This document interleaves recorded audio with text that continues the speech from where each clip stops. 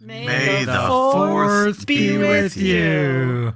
It always sounds so weird. Hello and welcome to the Merle Unlocked podcast. I'm Merle. And I'm Locke. Set sail and low expectations for everything nerd, accompanied by a healthy, albeit shameful, helping and pointless banter, lack of focus, and questionably acquired knowledge. And more.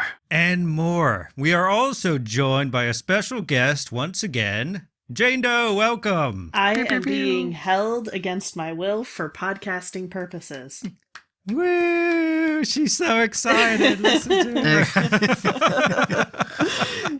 It's that time of year again where we celebrate Star Wars. We decided that, like you said earlier when we were speaking before the podcast, Jane Doe, we did take on some pretty heavy hitters to begin with Luke Skywalker and Anakin Skywalker. We're going to venture off a bit and we're going to get into the clones. We all love the clones and the Clone Wars series and the prequels. I know a lot of people talk smack about it. Well, I think it's making like a resurgence. Everybody's admitting how much they actually love it and how good it actually was.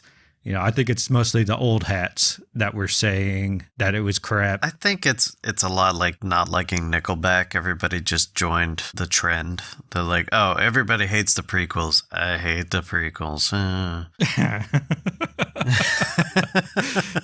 Let's get into it. I figured that we can start with talking about a bit of history about the clones and how exactly they came about, because it is kind of interesting and there's a lot of information out there about it. Some things that I might state today that isn't considered canon because I'm never quite certain what is and isn't canon. But I'm going to go through it anyway and just say what I know and we can discuss it. Obviously, we'll have to start out with the Kaminoans. As we remember from the prequels, when Obi-Wan discovered Kamino and visited, they're the ones responsible for the cloning technology. Their planet of Kamino, it's in wild space, so it's on the outer rim-ish, so not exactly within the galaxy, and they're not limited by the galaxy's laws. Within the galaxy, cloning was, I think it was outlawed. Well, cloning people or species. I don't know if it was outlawed. People didn't agree with it. They would clone organs and stuff like that, but they wouldn't clone actual beings. It's the same ethical conundrum that we'd have in real life. The morality behind cloning a person. For the longest time, they've been experimenting with this, and they are a sort of cold and calculated species, and rightfully so, because, you know, they had to be for survival, because we know that Kamino is covered in water. That was due to this thing called the Great Flood. It was kind of messed up the way they did it, of the survival of their species, where they created this city that was raised off the ground to be able to survive the flood. But then they said, oh no, only the most important amongst us will be able to live in this city. And the rest of you, you're just going to have to die. You're all going to have to drown. I feel like you would see that in society, some of the people in our society nowadays, but only I'm important. So every Kaminoan that exists is descendants of those, what we're considered the most important people. So they're all scientists and engineers. They're not very empathetic towards certain factions. They have a drive to survive, and they'll just make deals with whoever, as long as they get paid and they can further their experiments. So that takes us into Darth Plagueis. He is pretty much directly responsible for the existence of the clones in the first place. After Darth Plagueis' discovery of the Kaminoans, he wanted to develop an army of clones to combat the Jedi Order. In choosing the species in which to do so, he decided to go with the Yinkori, which are those giant lizard folk. You guys might have to pull up a picture because I didn't know what the Yinkori were either until I looked it up myself. He chose these guys because they have a natural resistance to the Force, and they're known for a high level of aggression. So initially, when Darth Plagueis pitched this to Kaminoans, they had their reservations, of course. After them doing research on the Yin'Kori, they're like, I don't know if this is a good idea. They said it was going to take quite a number of years for them to be fully grown. But Plagueis, the way he saw it, he was like, I got nothing but time, because we'd all know, as far as the Sith operate, they like to bide their time and let the pieces fall into place. When he did end up getting enough Yin'Kori to be able to form some semblance of an army, he did find out rather quickly, like, yeah, okay, these guys were right. These guys are highly aggressive. They can't be organized. I need to get rid of these guys. He decided to pivot, and he coerced them into attacking a Republic ship. After doing so, the Jedi Order was sent to combat the threat. The Chancellor at the time, Chancellor Valorum, he didn't know how to react to this threat. So he looked weak as a leader, which was all according to Plagueis' plan, because he knew Valorum was going to shit the bed on this one.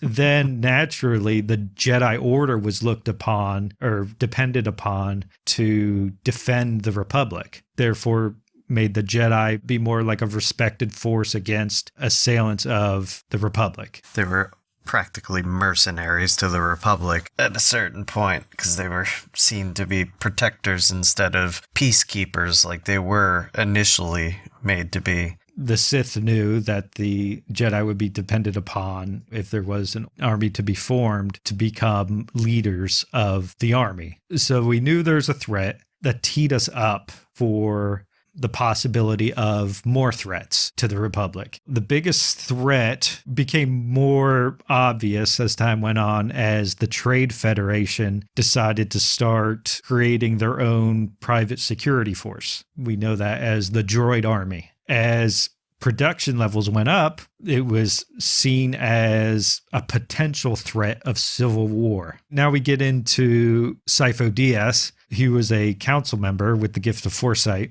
He encouraged the council to raise an army because, using this foresight, he saw that there was a potential threat of civil war, and the only threat that they saw that could be was the Trade Federation's security force. And Sifo Dyas was further coerced by Sidious, and I think Dooku as well. I don't know how big a part Plagueis played in that as well, but he was coerced into pursuing this vision that he had, further encouraging the council to raise an army against it. And the council, of course, they saw this as, he was going too far, homeboy's losing his mind, quit with all this conspiracy theory crap, put it on the back burner, or you're out the council. He's like, no, I'm pretty sure there's going to be trouble in the future. And they're like, okay, you're off the council. Get out of here. Oh, what a weirdo. Get him out. Yeah, get him out of here. Conspiracy theorist over here. Psh.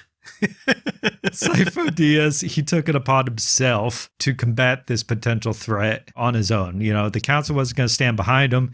He was going to take care of it. I think it was through Plagueis that he found out of the existence of the Kaminoans. He went to Kamino, met up with them, said, I come on behalf of the council, the Jedi Council. I want these clones to be made. They were in talks about it. They didn't have a template yet, but they got all the technology together, pulled together the resources. It was well on its way. All the groundwork has been done. Then we get into our template. Jango Fett, who was the leader of the true Mandalorians. Known as one of the best bounty hunters. We know that he didn't like the Jedi very much. Now we can get into why exactly that is. Well, I'll touch on it.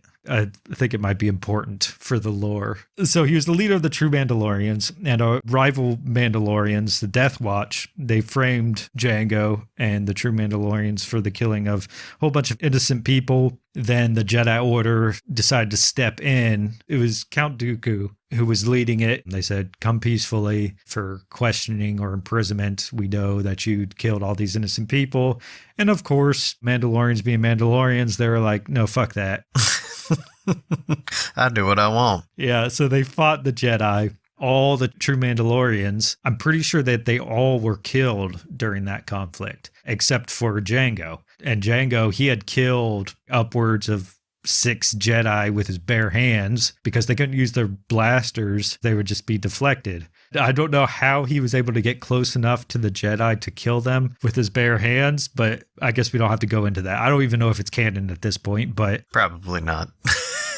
after Jango escapes, we get into the video game. It's called Bounty Hunter, I think it was, where you play as Jango Fett. He comes into a job. Dooku actually presents it to him, but he doesn't introduce himself as Dooku at this point because he introduced himself as Dooku when he took out all of the true Mandalorians. So he's going by a different name nowadays. Tyrannus. He hires Jango to kill the leader of the Bandagora, which is a dark side cult. And it's actually led by Dooku's old Padawan, Kamari Vasa. After you get to the end of that game and you kill Kamari Vasa, Dooku then meets up with Jango for payment for the job well done. He admits to Jango that this was actually a test. He said, do you want your pay or do you want even more pay for becoming the template to a clone army, promising that that clone army would be used to destroy the Jedi? Of course, Jango is like, so I'm going to be making quadruple my pay plus being the template for this clone army that are going to eliminate these bastards known as the Jedi.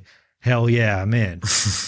And very importantly, an unaltered clone that he could raise as his son. Ah, Right, true. right. As far as him becoming the template, I guess I forgot to cover that whole thing where with Sifo Dyas laying the groundwork for the clone army and Dooku taking over at this point, Dooku did have Sifo Dyas killed off. Just glossed over that. Yeah, I did gloss over that part. Dooku hired the Pike Syndicate to kill off Sifo Dyas so that Dooku could then head up the creation of the clone army. Which importantly takes this from a Jedi project to a Sith project. Exactly. Right. In the background, just to be clear about that. Dooku was still a part of the Jedi up until... But Dooku taking over directly put this into Palpatine's hands, which is important for Order 66, which we're not discussing today, but all of this ends there, so it's worth noting. One big long game. And it's also worth noting that, and Merle probably was going to say this, but the clones were altered. They had quicker lifespans, they were less independent and more docile, and probably the biggest thing of note is that Dooku, and by extension Palpatine, had those biochips secretly installed in them. Which, why they didn't use those biochips to make them completely loyal is beyond me, because there are instances of clones deserting. Yes, that's true. That is very true. But they were intentionally made to age faster and listen better. They were basically intended to be expendable. That's most of their intentions. They weren't meant to live a long, fulfilling life. But they were also intended to be more efficient fighters than the droids. So like Captain America Super Soldier, except they live half the amount of time. And with Jango having a personal hand in the training of the clones and instilling the Mandalorian values, I guess you could say, made them top of the line fighters. Right, so they were trained like Mandalorians. Right. Yeah. Which means that all those issues that the Jedi were having fighting the Mandalorians, they would have later on down the line with the clones. Okay, got you. Exactly. I'm caught up. So after this, we get into the prequels. So we're following Kenobi. He ends up tracing a Kyber dart back to Kamino. Now, if you want to see how he does that exactly, just watch the movies. I don't need to go into it. I mean, it comes down to a bounty hunter that ends up leaving this dart behind. And they're like, this is a specific dart. You don't see this very often. And by tracing this Kyber dart back to Kamino, Kenobi eventually finding his way out there because of all the map data was erased from the archives. By who? We're not entirely certain.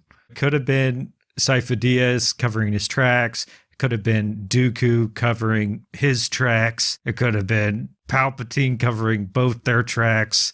I don't know. I think the only person who would have gotten close to the library enough, last person would have been Dooku, so I'm going to blame him for a lot of things. Okay.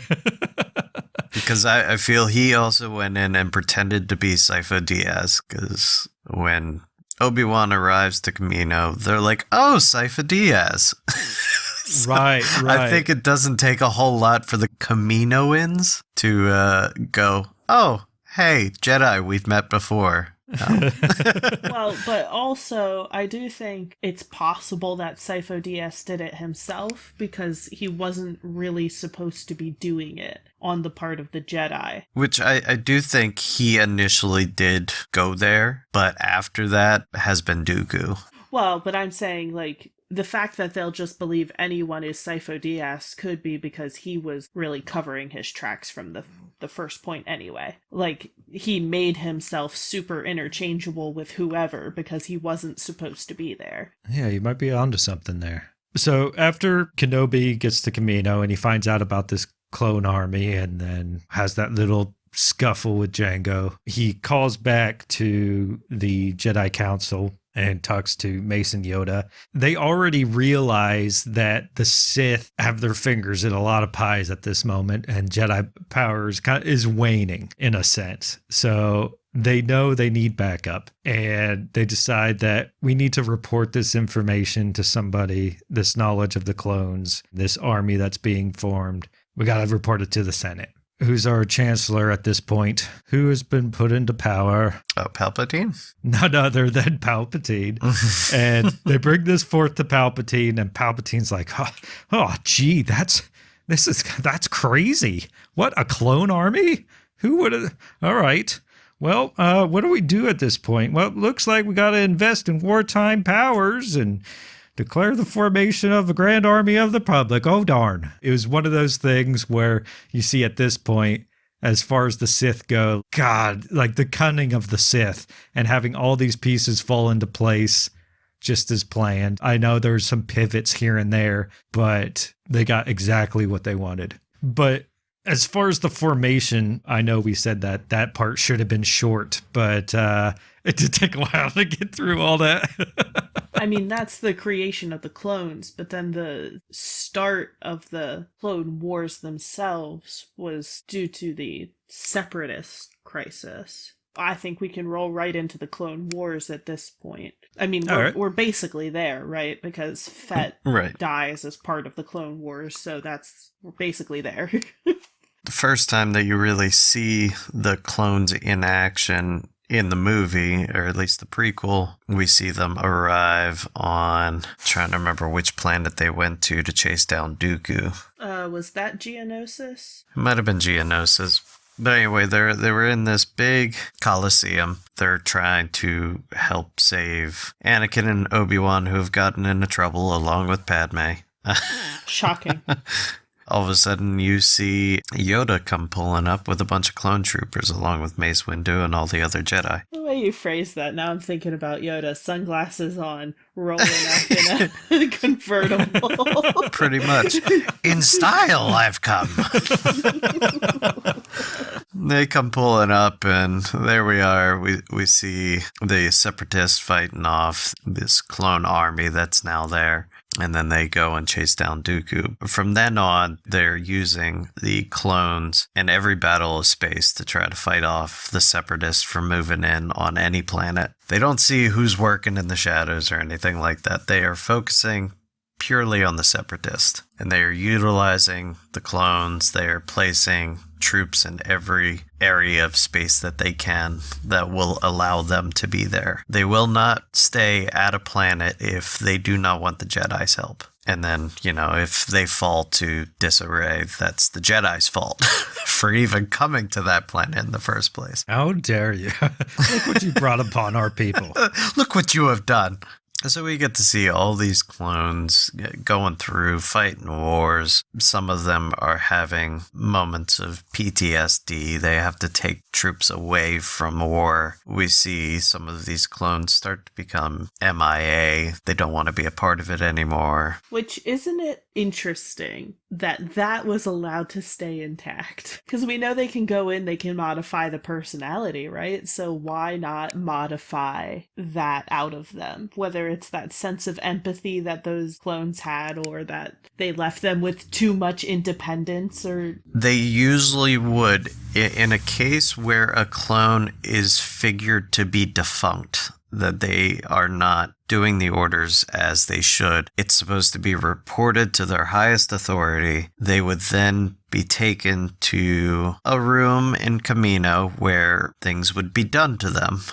Oh, frontal lobotomy or something? Or? Pretty much something like that. That's why we've seen some troops that tried to disappear without saying a word. We had seen during the clone series that there were ones who ran off, changed their name, fell in love with, some of them were the Twi'leks, and then they had families of their own, and they just didn't want to be a part of the war anymore. And they're like, listen, I don't have a long life to live, so why can't I live it the way I want? And then that's where you really get to see the empathetic truth of it, getting to experience how a clone might feel being put through the ringer like this. And you're like, wow, these guys really are human.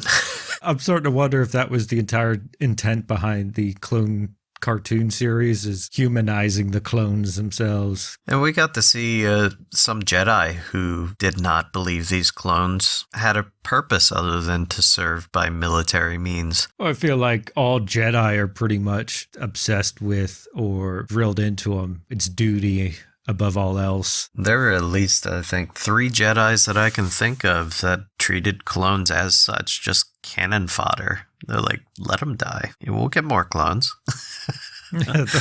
There's always more clones. There's always more. That's what happens when you have monks become your battle generals. I mean, monks are and that's what the Jedi were monks, essentially. If you look at actual Eastern religion and those monks, like, one of the things that a lot of them are trying to do is become unattached. So when you have these people who spent their whole life being told, I mean, all those things that Anakin was told about the feelings he was having, ignore it, let it go. So you have these people who are intentionally, emotionally detached, and these beings, these creations that are finding out for the first time that they might have personality. It's not surprising that there was some conflict there, like some butting of heads. And then there was that whole development of the clones, or many of the clones at least, resentment towards their creators, I guess you could say, and those responsible for it because of their short lifespans. I don't remember what exactly came of that, but I mean, like you said, there was a lot of desertion. I feel like the Jedi becoming generals for the army, there was a lot of resentment with so many of the clones towards many of the Jedi for those thoughts on the mortality of clones in general. And do we think that was intentional? That's what I'm thinking, is Pelagius creating that opportunity for the Jedi to step forward as the generals of the Republic's armies if he knew that something like this would happen. Like I said, very cunning, those Sith. Those damn Sith. Well, when you're a group of people who were basically wiped off the planet, what choice do you have but cunning? True. Yeah, very true. Man, admirable. Good Lord. Those guys. Admirable negative. Well, yeah. I don't know if it's so much as that. I mean, the Sith know that it was their own kind who set it into motion, the rule of 2, so that they'd all be wiped out. All but 2 remain. Right, and that was a power play, but I'm just saying, when there's 2 of you taking on the literal galaxy, your choice is get smart or get dead. I do have a question. Is the use of clones who are genetically indistinguishable from the human they were copied off of, is it slavery? they don't have a choice. And in fact, heavily punished if they didn't do what they were told. I feel it depends on the treatment of such clones. I Right? don't think we need to look too hard at American history to find the argument of like there were white slave owners who treated their slaves really well. And at that point, they'd be called servants, not slaves. Well, but I don't know if kindness stops it from being slavery. And bearing in mind that it's a Sith created environment, so it's not like this was, one Jedi's idea, but it's not like this was a Jedi funded project until they were done anyway. Like, they already existed at the point that most Jedi found out that they were a thing. And in fact, the original Jedi got into a lot of trouble. As far as the ethical nature of cloning goes within the galaxy, the Jedi, I'm thinking, never would have had anything to do with it. But after the discovery of it, and then being like, we have this threat, we need a fighting force, we're not sure what to do. And then their chancellor just says, well, it's there, we have the resource, we might as well use it. Right, and I'm not arguing that it was a Jedi decision to use slave labor. You're right. Because at the end of the day, Palpatine was a Sith, and we know that. Spoilers. Oh my god, I am so sorry. Spoiler alert.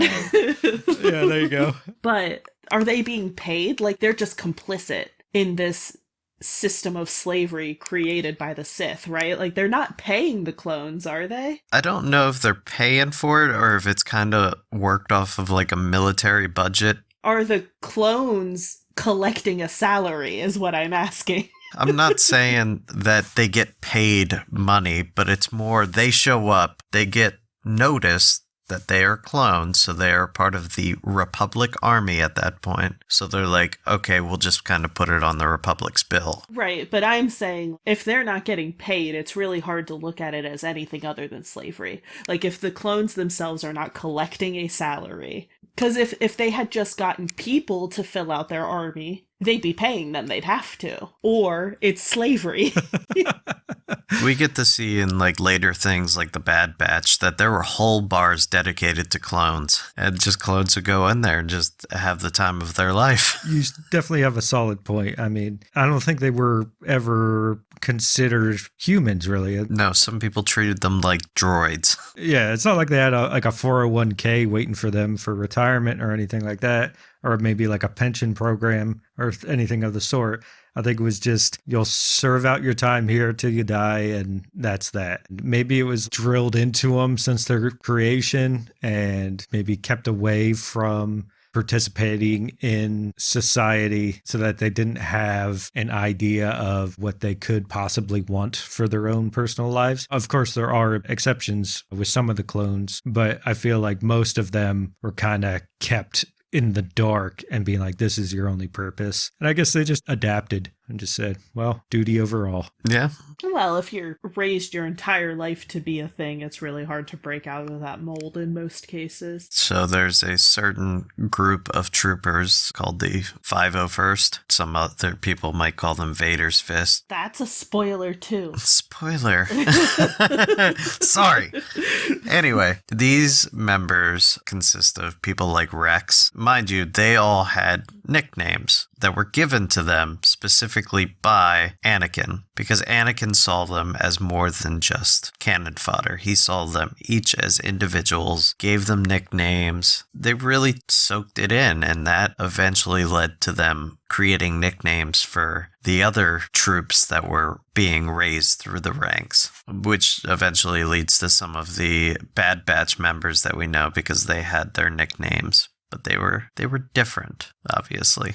Members of the 501st followed Anakin everywhere he went. If Anakin was planning to overthrow a corrupt government or goons from Dooku, because we know that there is such a seething hatred for Dooku after the second movie. Right. You took my hand, you bastard. To be fair, completely deservedly. I mean, but Anakin acted a little rash at that moment. We've discussed Anakin, his emotional issues. But anyway, so Anyway, so he had his own group of clones who would follow him everywhere he went, and they did as Anakin said, no matter what. No matter how stupid the plan seemed, they did it, because they knew eventually it would work out. Or they were good soldiers. They were good soldiers, and as the code dictates, good soldiers follow orders. Based on brief research I did before this, apparently individuality was not unique to them either. It was something that the Kaminoans said, hey, that could make them less effective soldiers. And one of the Jedi was like, oh, but they work better as a team when we let them be individuals. So they just kind of let it happen. And that's why you end up with so many groups of them that have very individual characters among the clones, like the Bad Batch, like the 501st. We should probably get into your end game now. Yeah. Let's do the end game. So end game, we can talk about the Bad Batch and why they are considered the Bad Batch. As we know, the inhibitor chips were placed in every soldier. Specifically by the Sith. Like, this was not a known thing. So these inhibitor chips were to be the end game to the Jedi. When the time comes, they would all be turned on, which leads into good soldiers follow orders. Once this chip turns on, they do whatever is said. And it's usually pinned at the Jedi. Once they see a Jedi, it just snaps. They're basically extremely complicated sleeper agents. Right. Yeah. Yep.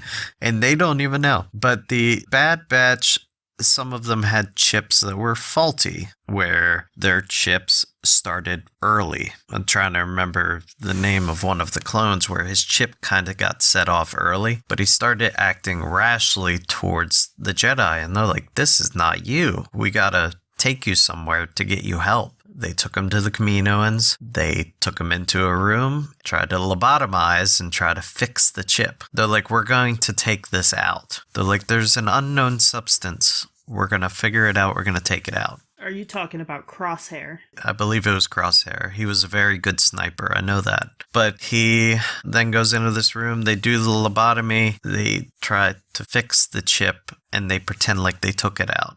And they tell all the other troops, don't worry, we fixed it. It's out of him. Well, they had a little snitch, a small girl who was a clone, who stayed on the ship, found this out, told some of the guys from the Bad Batch.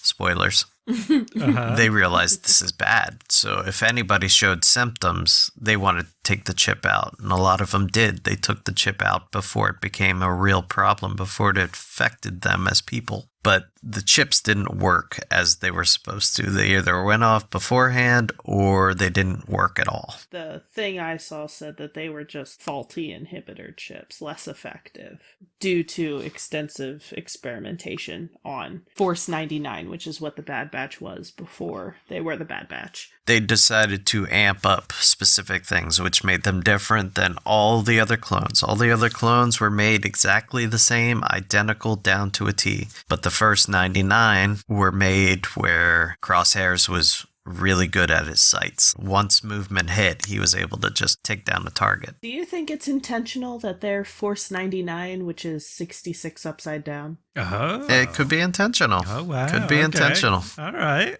That's pretty cool. That's a fun little thing to think about, huh? As far as the lore goes on clones, there's a lot out there. Clone Wars cartoon series is awesome. Admittedly, I haven't finished it. I don't have the Disney Plus subscription and what have you, but it's well worth a watch. Check out the Star Wars prequels in theaters now. In theaters now. In Show theaters. up to your local movie theater and demand to see the Star Wars Demand it. prequels. If you enjoy the Merle and Locke podcast, please consider becoming a patron by going to patreon.com/Merle and Locke or simply follow the link in the description. Thank you.